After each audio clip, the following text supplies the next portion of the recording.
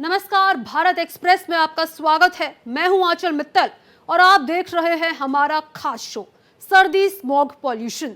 देश की राजधानी जहरीली हवा के जहरीले शिकंजे में है। यहां सांस लेना मुश्किल, आंखों में जलन और फेफड़ों पर सीधा हमला जहरीली हवा कर रही है, जिसमें दिल्ली का AQI खतरनाक स्तर पर पहुंच चुका है। हालत यह है कि सुबह की धुंध और प्रदूषण एक दूसरे में इस कदर घुल चुके हैं कि लोगों को समझ ही नहीं आता जो दिख रहा है वो कोहरा है या मौत का धुआं। दिल्ली की हवा इतनी खराब हो चुकी है कि स्कूलों, दफ्तरों और सड़कों तक पर इसका असर साफ दिख रहा है। मास्क अब बीमारी से बचने का नहीं, सांस बचाने का सहारा बन गया है। डॉक्टर चेतावनी दे रहे हैं, ये हवा सिर्फ प्रदूषित नहीं, फेफड़ों के लिए जहर है। लेकिन कहानी यही खत्म नहीं होती। उधर उत्तर भारत में मौसम का मिजाज भी तेजी से करवट ले रहा है। पहाड़ों पर भारी बर्फबारी के बाद ठंडी हवाएं मैदानों की तरफ तेजी से बढ़ रही है। दिल्ली, यूपी और बिहार आने वाले दिनों में कड़ाके की ठंड की चपेट में आने वाला है। देखिए ये खास रिपोर्ट।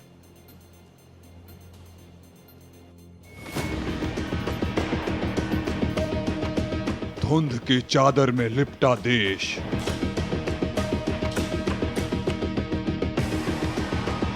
सांसें हुई भारी, पॉल्यूशन ने बढ़ाई बेचैनी।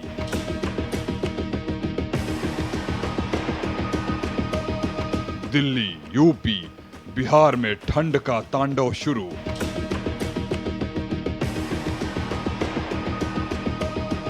इथियोपिया की राख ने बढ़ाई चिंता।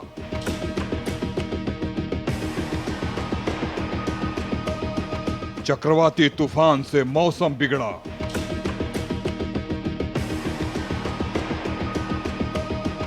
हवा का रुख बदला, पारा गिरेगा।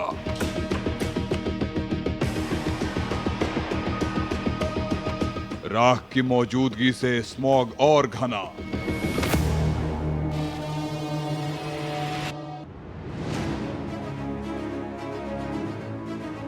देश भर के कई हिस्सों में इन दिनों प्रदूषण बेहद खतरनाक स्तर पर पहुंच गया है। लेकिन सबसे खराब स्थिति दिल्ली और NCR में देखने को मिल रही है। यहां air quality index AQI dark red zone में बना हुआ है।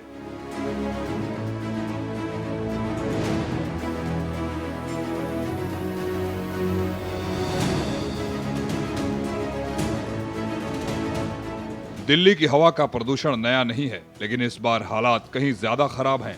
अक्टूबर से जनवरी तक यह क्षेत्र अक्सर प्रदूषण की चपेट में आता है, लेकिन इस सीजन में AQI ने जो स्तर छुआ है वह सामान्य से बहुत ऊपर है और खतरनाक श्रेणी में पहुंच चुका है।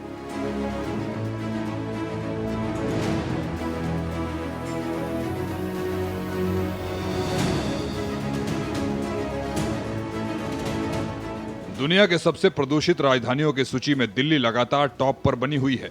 लोगों के लिए सुबह बाहर निकलना, मॉर्निंग वॉक करना, बच्चों को स्कूल भेजना, सब कुछ जोखिम भरा हो गया है। यह सिर्फ हवा खराब होने की बात नहीं, बल्कि फेफड़ों पर सीधा हमला है।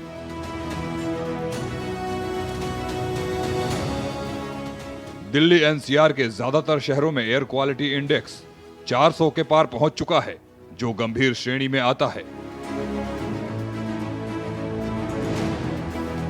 दिल्ली के वो इलाके जो कभी अपनी चहल पहल के लिए जाने जाते थे, आज वहां धुंध की मोटी परत जमी हुई है। विजिबिलिटी इतनी कम है कि सड़कें धुंध में गुम हो रही हैं। सुबह की ठंडक की जगह जहरीली ठसक ने ले ली है। आंकड़े कह रहे हैं कि हालात बद से बदतर होते जा रहे हैं।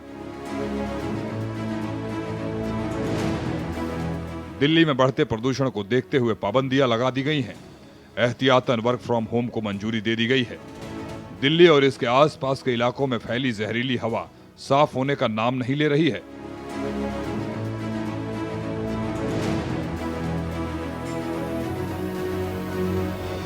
वहीं इथियोपिया के हैली गुब्बी ज्वालामुखी के विस्फोट के बाद उठा विशाल राख का गुब्बार अब भारत तक पहुंच गया है। राजस्थान और गुजरात से होते हुए इस राख की परतें दिल्ली के आसमान तक भी पहुंच गई हैं। अभी अफ्रीका में हाल ही में एक ज्वालामुखी विस्फोट हुआ है इथियोपिया में, और वहाँ से काफ़ी मात्रा में जो ज्वालामुखी के विस्फोट से निकलने वाले धुआं और राख का गुबार वायुमंडल में काफ़ी ऊपर तक गया है। ऐसा अनुमान है कि शायद वो ट्रोपोस्फेयर और स्ट्रेटोस्फेयर के जो बाउंड्री लेवल उसको भी क्रॉस करके और एक बड़े स्ट्रेटोस्फेरिक जोन में वो स्प्रेड हुआ है बहुत लार्ज अमाउंट में। विंड पैटर्न जो हमारे पृथ्वी के सतह के पास होती है और हाई अल्टीट्यूड में, दोनों में डिफरेंस होता है, तो वहाँ से जो ऐश एंड सल्फर डाइऑक्साइड का जो गुबार है वो धीरे धीरे पूरब की तरफ बढ़ रहा है। अरबियन पेनिनसुला और अरबियन सी से होते हुए इसकी धमक भारत तक भी पहुंची है।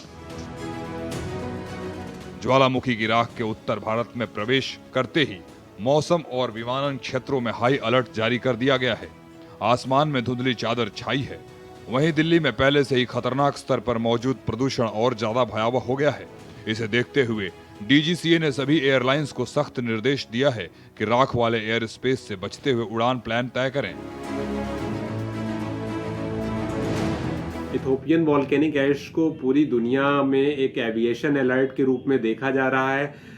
इसलिए आपके दर्शकों को समझना ज़रूरी है कि इसका एविएशन सेक्टर पे क्या असर पड़ने वाला है। डीजीसीए ने भी कई सारी अलर्ट्स जारी किए हैं जिसमें अलग अलग रूट्स को बदलने, ऊंचाई कम या ज़्यादा करने और यहाँ तक कि कई उड़ानों को रद्द भी करने की जो दिशा निर्देश हैं वो जारी किए गए हैं।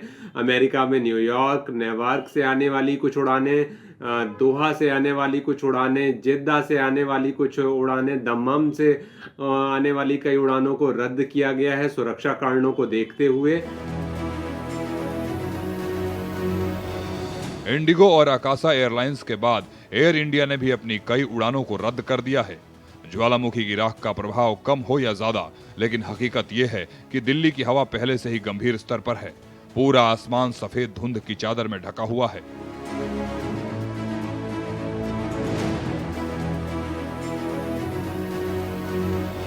राजधानी में मौसम और प्रदूषण दोनों एक दूसरे के दुश्मन नहीं बल्कि साथी बन गए हैं। जिसमें ठंड बढ़ती है, प्रदूषण नीचे आ जाता है। धूप नहीं निकलती, स्मॉग ऊपर छा जाता है। हवा की रफ्तार कम होती है, जहरीली धुआं शहर पर बैठ जाता है। यही कारण है कि नवंबर से जनवरी तक दिल्ली के लिए समय सबसे मुश्किल होता है। राजधानी के अलावा नोएडा, ग्रेटर नोएडा, गाजियाबाद, गुरुग्राम और फरीदाबाद जैसे शहर घने प्रदूषण की चादर में ढके हुए हैं।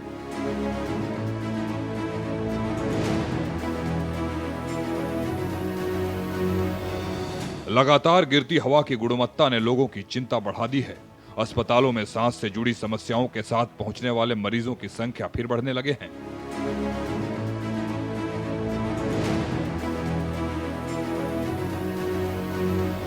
सुबह शाम के समय सड़कों पर धुंध की मोटी चादर छाई रहती है, जिससे दृश्यता भी घट जाती है। लोग सरकार और एजेंसियों की ओर से तुरंत और प्रभावी कदम उठाने की मांग कर रहे हैं, क्योंकि हर गुजरते दिन के साथ दिल्ली की हवा और ज्यादा जहरीली होती जा रही है।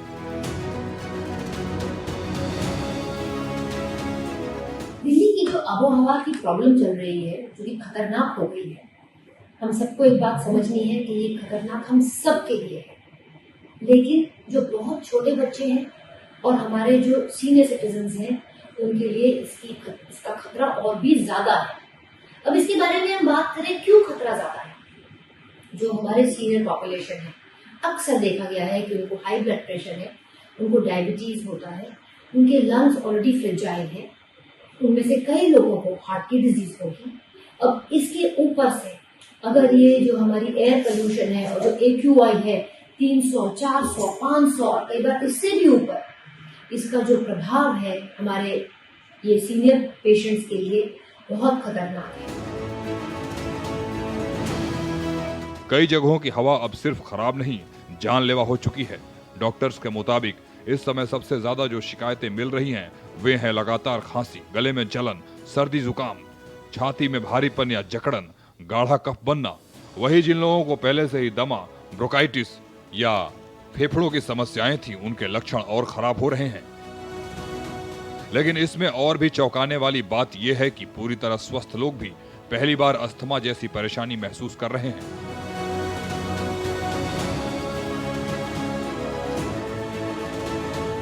हवा में मौजूद PM 2.5 जैसे सूक्ष्म कण सीधे सांस की नलियों में सूजन पैदा करते हैं और फेफड़ों की क्षमता कम कर देते हैं।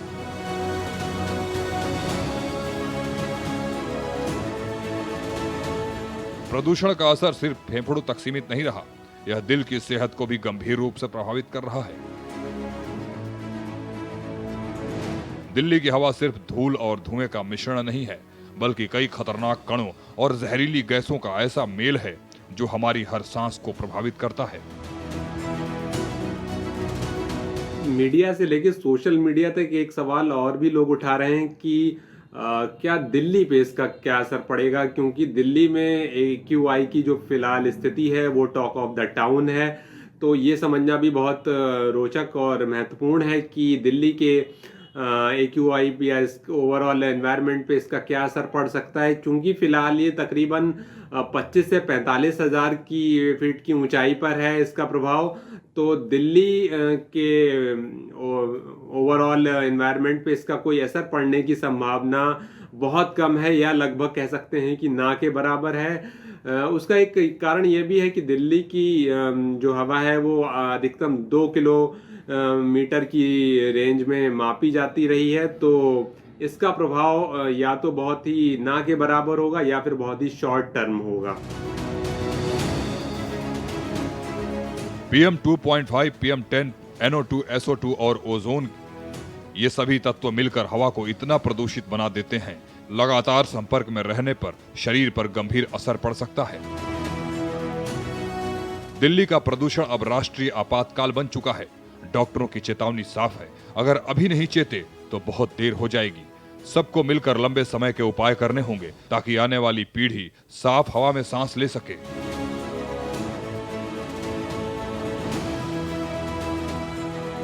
बिहार में ठंड ने इस बार दस्तक नहीं दी, बल्कि अचानक धावा बोल दिया है। सर्द पछुआ हवा और घने कोहरे ने मिलकर ऐसा मौसम बना दिया है जिसे देखने की आदत लोगों को दिसंबर जनवरी में होती है,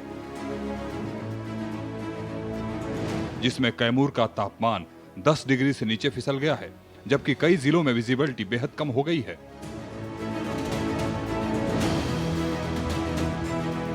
IMD ने अलर्ट जारी करते हुए आने वाले दिनों में और सर्दी बढ़ने के संकेत दिए हैं। IMD के मुताबिक अब तापमान के और नीचे जाने के आसार हैं। इस हफ्ते लोगों को ज्यादा ठंड लगने वाली है। इसके अलावा उत्तर बिहार के कई इलाकों में कोहरा भी शुरू हो गया है।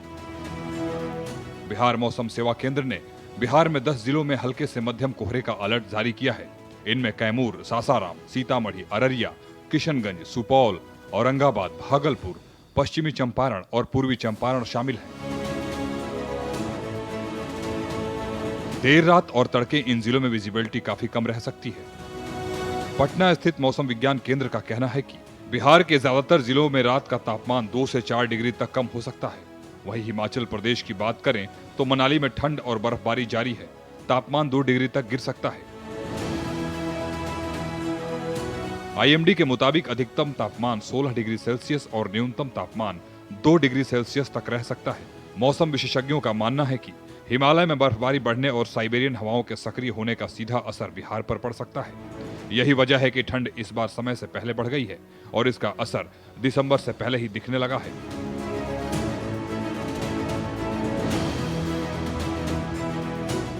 देश भर में मौसम का मिजाज तेजी से बदल रहा है। जैसे जैसे नवंबर का महीना बीत रहा है, वैसे वैसे ठंड भी बढ़ती जा रही है। एक ओर जहां दिन में मौसम साफ और शुष्क रहता है, तो वहीं दूसरी ओर शाम ढलने के साथ साथ तापमान में गिरावट भी देखी जा रही है। इसी बीच मौसम विभाग ने चक्रवाती तूफान की संभावना जताई है। IMD के मुताबिक बंगाल की खाड़ी में बन रहा नया मौसम तंत्र तेजी से सक्रिय हो रहा है और आने वाले दिनों में यह बड़े चक्रवाती खतरे का रूप ले सकता है। पहले तो हमें समझना होगा कि असल में ये इथोपियन वॉल्केनिक ऐश है क्या। अगर आसान भाषा में समझें तो इथोपियन वॉल्केनिक ऐश ज्वालामुखी में विस्फोट के बाद एक बहुत सारे महीन कणों का एक मिश्रण है, और इसे और सरल भाषा में ऐसे भी समझ सकते हैं कि इसमें बहुत तरह के बारीक कण हैं, कांच जैसे बारीक टुकड़े हैं, सल्फर डाइऑक्साइड जैसी हानिकारक गैसें हैं और ग्रेवल के छोटे छोटे टुकड़े हैं। ग्रेवल को आसान भाषा में ऐसे समझ सकते हैं जैसे हम मोरंग या गिट्टी जैसा एक छोटा पदार्थ, तो ये सारी चीजें हैं। आईएमडी के मुताबिक मलेशिया और स्ट्रेट ऑफ मलक्का के पास मौजूद निम्न दबाव का क्षेत्र फिलहाल वहीं पर बना हुआ है और इसके साथ जुड़ा साइक्लोन सर्कुलेशन 7.6 किलोमीटर ऊंचाई तक एक्टिव है। अनुमान यह है कि सिस्टम पश्चिम उत्तर पश्चिम दिशा में आगे बढ़ते हुए अगले कुछ घंटों में दक्षिण अंडमान सागर के ऊपर डिप्रेशन में बदल जाएगा और इसके बाद अगले 48 घंटों में चक्रवाती तूफान के रूप में दक्षिण बंगाल की खाड़ी में तीव्र हो सकता है।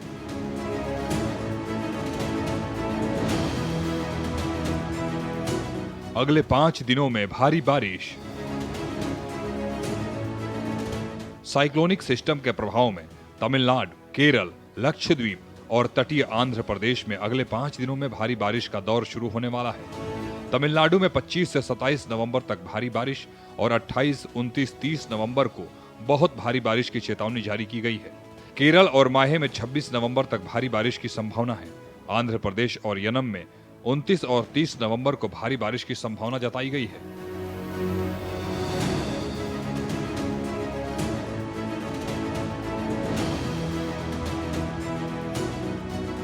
उत्तर भारत में बढ़ रही ठंड, यूपी में घने कोहरे का अलर्ट। दूसरी तरफ उत्तर भारत में ठंड बढ़ने लगी है। जम्मू कश्मीर, हिमाचल, उत्तराखंड, पंजाब, हरियाणा, दिल्ली और राजस्थान के उत्तरी हिस्सों में न्यूनतम तापमान 6 से 10 डिग्री सेल्सियस के बीच दर्ज किया गया। इस पॉल्यूशन में हमें क्या क्या प्रॉब्लम हो सकती हैं? हमें स्किन एलर्जीज हो सकती हैं, आँखों की एलर्जी हो सकती है, हमें साइनस हो सकता है और उसके साथ साथ ये PM 2.5 और PM 10 हमारे हार्ट को नुकसान पहुंच सकता है, हमारे ब्रेन को नुकसान पहुंचा सकता है और हमारे फेफड़ों को नुकसान पहुंचा सकता है। कुल मिलाकर बंगाल की खाड़ी में बन रहा निम्न दाब क्षेत्र लगातार मजबूत हो रहा है और यह सिस्टम आने वाले दिनों में बड़े चक्रवाती तूफान में तब्दील हो सकता है। दक्षिण भारत, अंडमान निकोबार और तटीय आंध्र प्रदेश में इस सिस्टम का सबसे ज्यादा असर दिखाई देगा, इसलिए प्रशासन और जनता दोनों के लिए सावधानी बरतना बेहद जरूरी है। मौसम विभाग ने अगले दिनों में नियमित अपडेट का पालन करने की सलाह दी है। Bureau report, Bharat express.